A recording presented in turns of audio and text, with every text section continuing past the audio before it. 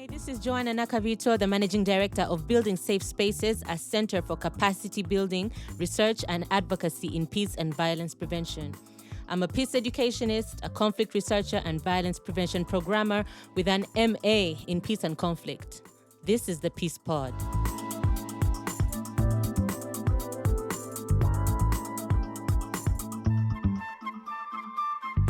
So this is the first and also introductory episode of a series on understanding and addressing juvenile delinquency. We often generalize this as crime, but it's an absolutely complex and fascinating phenomenon, and I think this would really appeal to you if you've got a sibling, or if you're a parent, or if you've encountered situations where you've been in conflict with the law. It's going to be really fun unpacking this issue, and I'm going to have a number of guests on the Peace Pod from the workforce, from the universities. I'll be having lawyers, parents, rehabilitation workers, specialists, youth from the ghetto, and pretty much youth who we would consider susceptible to juvenile delinquency based on a scientific scale of risk factors I will be expanding on as the podcast goes on. So these will be educative, fun conversations with my guests to unpack the issue based on their particular reality and also to avoid defamation of delinquents based on what we discuss. And also we'll be brainstorming ideas on how to respond to it. And hopefully we'll also be inspired by their best practices in managing juvenile delinquency, so we can all be able to contribute towards preventing it. So now this is not going to be an ordinary podcast, because Building Safe Spaces has a project called Sound of Dialogue that is an audio-based platform for preventing violent extremism through audio-oriented art forms, including music, comedy, film, and poetry that are all peace-oriented. So I will be playing clips here and there within the podcasts from people within our Sound of Dialogue network. So stay tuned.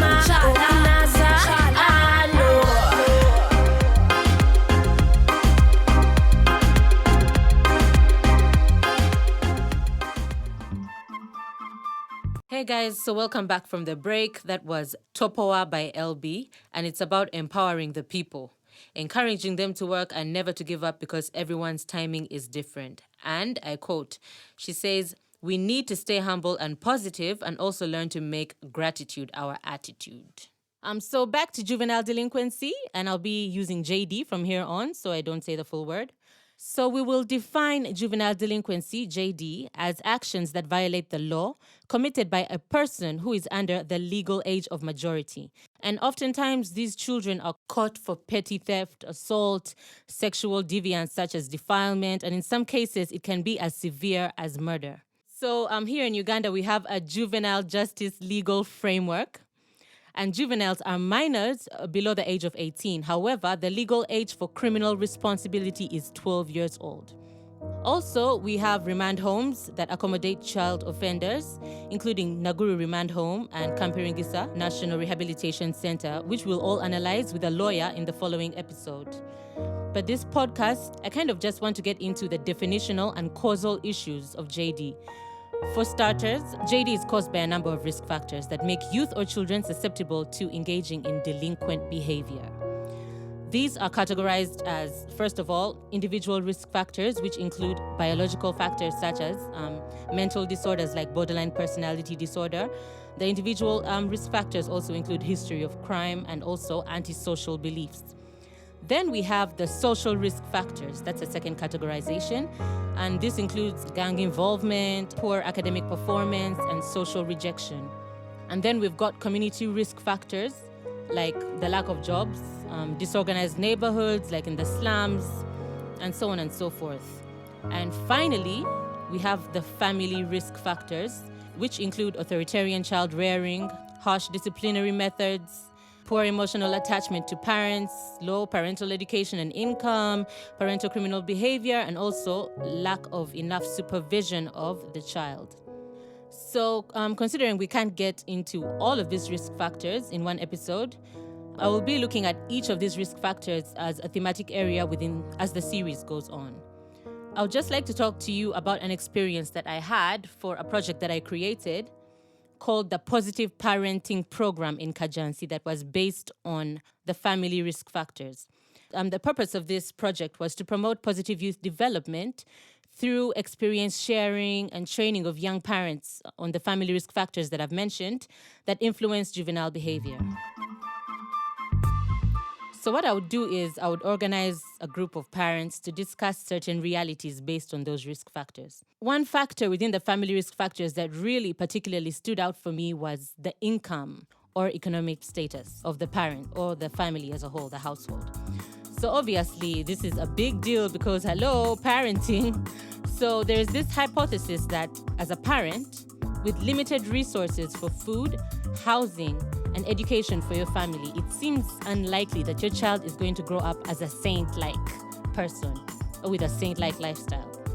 Now, within this project, naturally, during the pilot program, I asked the parents to sit in groups to discuss this hypothesis based on their reality as well as from the lifestyles of their neighbors vis-a-vis the behaviors of their children.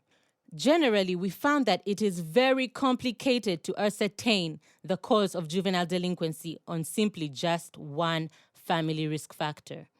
I repeat, it is very complicated to ascertain the cause of JD on simply just one factor. Unfortunately, I never thought about making the pilot group more diverse because it was my first time. And I ended up mobilizing people who were from the church and who knew each other. So, there was possibly similar behavioral tendencies amongst them, also possibly even similar economic status, and the possibility of religious or ethical principles that trickle down to their children. So basically I'm saying, their children, they go to church, they have a moral compass, and so on and so forth. So although this was not research, and it would have been better for me to have a diverse group to understand the interconnectedness between various cultural backgrounds and economic status, I wasn't able to do that. However, there was lots of feedback from the parents on how low economic status often has an effect on the parents' attitude and the behavior which shapes the child. And I found this reality really interesting because it's not necessarily the child herself who is reflecting on the economic status, but how that economic status impacts the parent to eventually shape the child, which is really, really interesting to me. And I really would like to hear comments from you about this based on your own experiences from the audience, because I heard things like, parents taking alcohol, being unable to pay for school because they're just consuming alcohol with the resources that they have, even using their children in petty theft. And these are some of the things that we would consider a child being in conflict with the law if they were engaging in such behavior. So at the beginning of this year, I got to experience what it's like to be an assessor in the criminal court under the juvenile justice system. And it's pretty much like a juror in the English system that's giving advice that is not binding to a judge. And I got to play a part in some really, really grimy cases, including one on murder. So the reason why I requested to be an assessor was because I really wanted to know how or whether this inadvertent behavioral shaping is put into consideration when charging a juvenile in a courtroom. I also wanted to interact with probation officers and know more about the justice system and whether it contributes towards establishing what we call protective factors. So protective factors are the opposite of risk factors in this scenario. Just to give you a definition, the protective factors are conditions such as the skills, the resources or strategies in individuals, families, and communities that help people deal with these risk factors. And I really hope that by the end of this series, we will have looked at a range of these risk factors and their protective factors under juvenile delinquency. I'll get to talk about my experience at the criminal division in the next episode when I have got a lawyer present on the Peace Pod. And we'll also get to look at our justice system and opportunities to contribute in the justice sector for those who are interested in creating violence prevention programs. So this episode, I pretty much have 2 takeaways. But first, let's take a music break.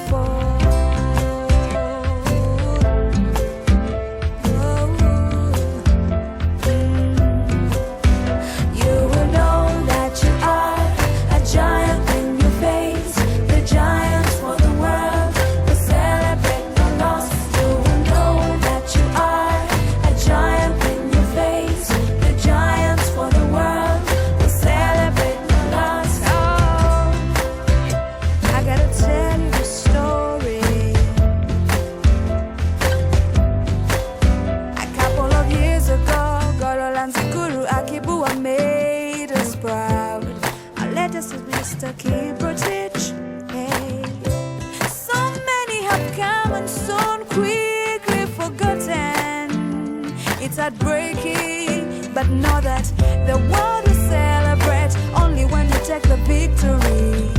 There will leave no room for mediocrity.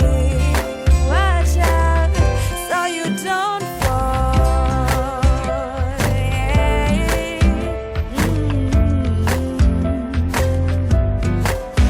You will know that you are a giant when you face the giants for the world.